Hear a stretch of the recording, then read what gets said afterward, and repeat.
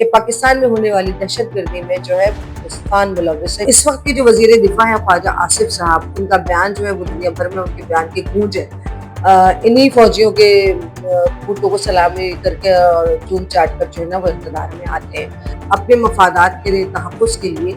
ذرا سی بھی شرم محسوس نہیں کرتے۔ ان کو اپنی زبان پہ کنٹرول نہیں ہوتا، اور ان کی زبان پہ کنٹرول کی وجہ سے جو ہے وہ ہمیں ہزیمت کا سامنا کرنا پڑتا ہے۔ قریب آتے ہیں تو پاکستان دشمنی کا جذبہ ان کے اندر جاگ جاتا ہے۔ پاکستان کے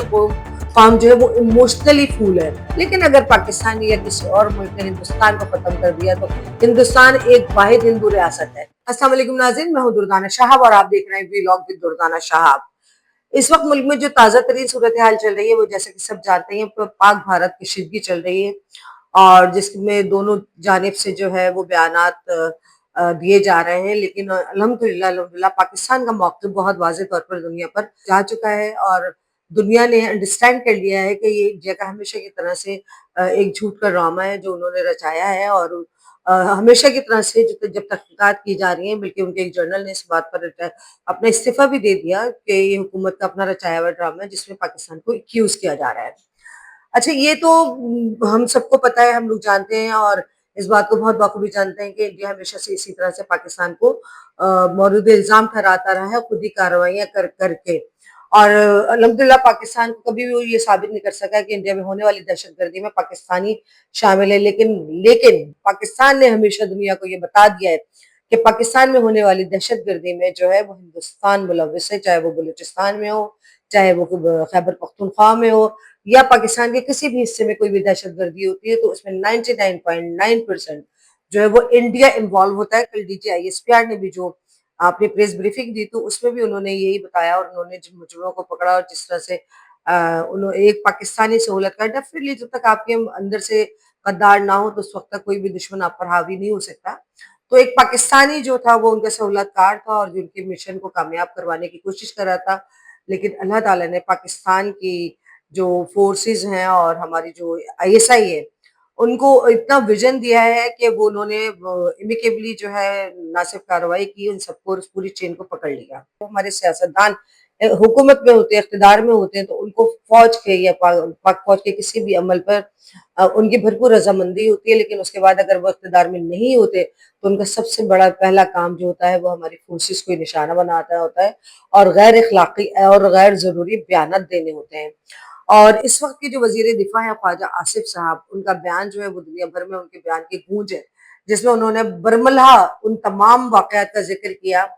کہ پاکستان اس معاملے میں بھی انوالو تھا، پاکستان اس معاملے میں بھی انوالو تھا، اور اس طرح سے ان کے اس بیان کو بنیاد بنا کر جو اقوام متحدہ میں ہندوستان کی جو مستقل مندوب ہے ان خاتون نے جو ہے پوری دنیا کو وہ ان کا اسٹیٹمنٹ بتایا، اور بتایا کہ یہ تو ان کے جو وزیر دفاع ہے انہوں نے اون کیا ہے۔ اب یہ سمجھ بھی نہیں آتا کہ خواجہ آصف صاحب کو میرے خیال میں گزشتہ 40 سال سے وہ سیاست کر رہے ہیں، اور سیاست میں ان کو یہ اتنا تجربہ ہو چکا ہے، اور متعدد بار وہ جیتے بھی ہیں، وزیر بھی بنے ہیں، ان کو اتنا تو تجربہ ہو چکا ہے کہ چاہے آپ اقتدار میں ہو چاہے آپ اپوزیشن میں ہو، آپ کو وہ بات کرنی چاہیے جو آپ کے ملک کے مفاد میں ہو۔ لیکن خواجہ آصف صاحب نے اپنے اس انٹرویو میں، جسے سن کر ہم بھی حیرت زدہ تھے کہ وہ کس طرح سے ہرزہ سرائی کر رہے ہیں، تو انہوں نے اس بات کا قطعاً خیال نہیں رکھا کہ اس سے پاکستان کو نیشنلی اور انٹرنیشنلی کتنا نقصان پہنچایا جا سکتا ہے، اور اس سے دشمن کو کتنا فائدہ ہوگا۔ گو کہ یہ ایک سیاستدان جو اس وقت وزیر بھی ہیں اور وہ بھی وزیر دفاع ہیں اس وقت، یہ ایک سیاستدان کا بیان تھا، اور ایک سیاستدان کے بیان کو جو ہے سنجیدہ لینا چاہیے۔ ویسے تو میں سمجھتی ہوں کہ نہیں لینا چاہیے سیاستدانوں کو، کیونکہ جب وہ اپوزیشن میں ہوتے ہیں تو بڑا ان کے اندر کا جو ہے نا باغی جاگا ہوا ہوتا ہے، اور جب وہ اقتدار میں ہوتے ہیں تو وہ پھر انہی فوجیوں کے بوٹوں کو سلامی کر کے اور چوم چاٹ کر جو ہے نا وہ اقتدار میں آتے ہیں، اور اسی وجہ سے جو ہے نا میں آتے ہیں، میں اس وجہ سے کہہ رہی ہوں کہ وہ کوشش یہ کرتے ہیں کہ پھر جو بھی ان کے فیور کا ہو، جو بھی ان کے فیور میں بات آ رہی ہو تو وہ اس میں وہ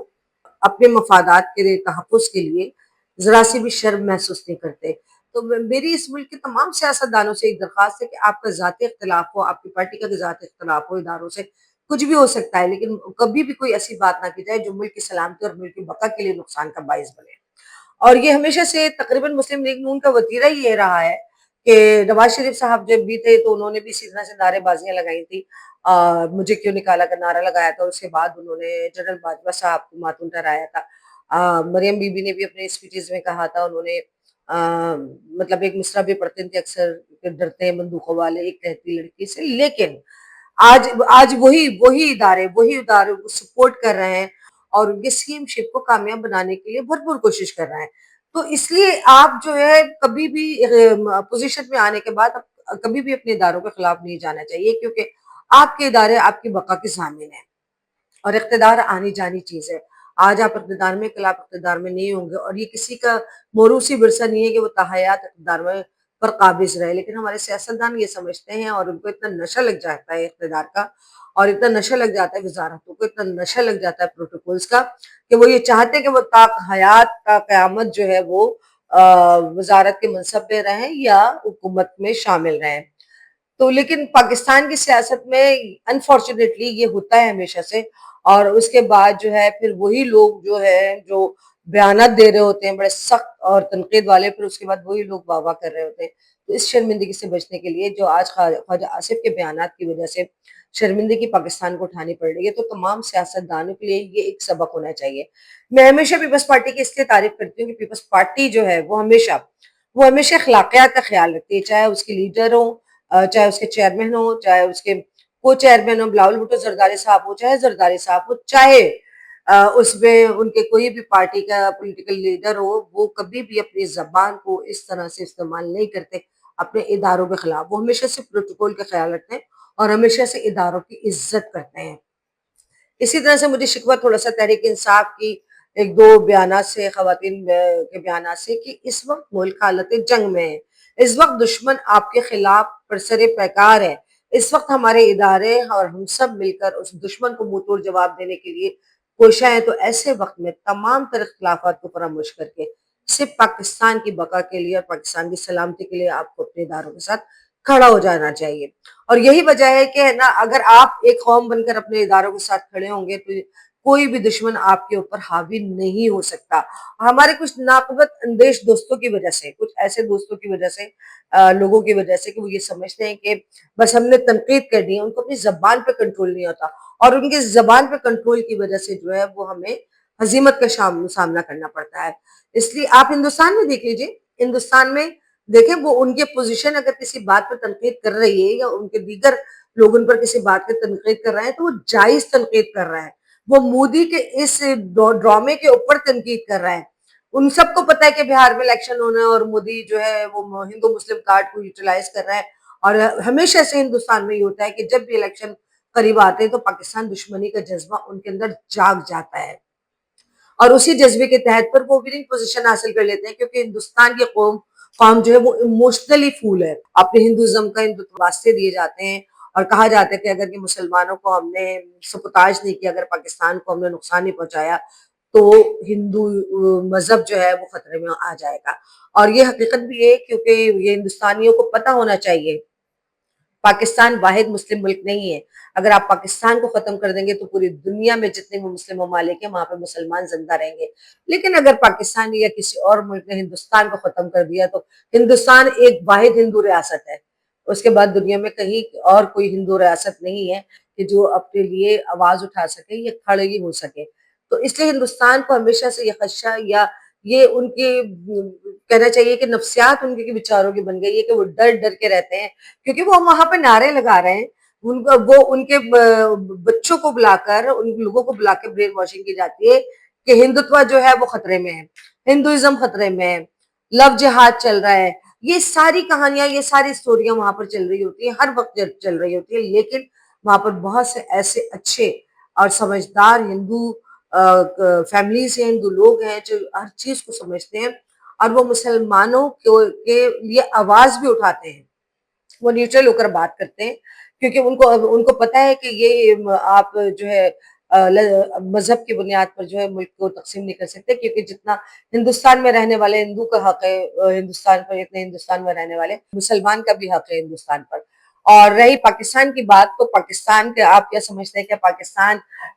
اتنا کمزور ملک ہے کہ آپ کی اس قسم کی فضول